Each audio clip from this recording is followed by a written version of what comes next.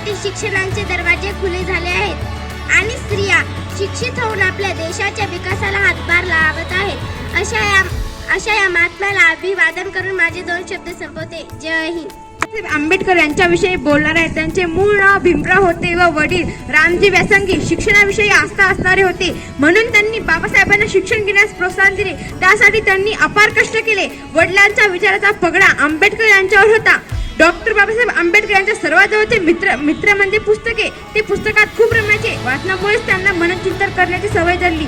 या थोर कर्तृत्ववान घटनेचे शिल्पकारांना मी अभिवादन करतो आणि 2 शब्द संपवतो. जय हिंद. महात्मा ज्योतिबा फुले यांना महात्मा म्हणतो कारण त्यांनी समाजासाठी देशासाठी प्रचंड कार्य केले.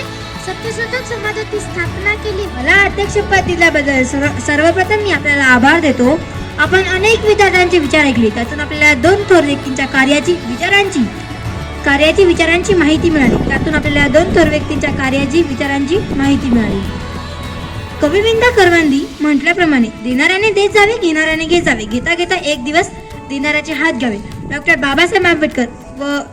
महात्मा फुले व डॉक्टर बाबासाहेब आंबेडकर यांच्या त्यागाने सेवेने प्रेरित होऊन आपण शिक्षणाची गंगा घरोघरी पोहोचण्याचा संकल्प करूया व आपल्या परिसरातील एकही विद्यार्थी शाळाबाह्य राहणार नाही यासाठी प्रयत्न करूया. हेच आपल्याकडून त्यांना खरे अभिवादन ठेवले. एवढे बोलून मी थांबतो. जय हिंद. आजच्या या बालसभेचे मुख्याध्यापक व सर्व शिक्षक वृंद उपस्थित असल्याबद्दल मी त्यांचे आभार मानतो व तसेच आमच्या वर्ग शिक्षिकाबाईंनी आम्हाला मोलाचे मार्गदर्शन केले.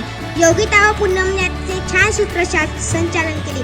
त्यामुळे बालसभेचे वातावरण निर्माण सुरेख झाले. कार्यक्रम संपला असे मी अध्यक्षाच्या वतीने जाहीर करतो. जय हिंद. जसा मोगऱ्याच्या फुलाचा येतो वास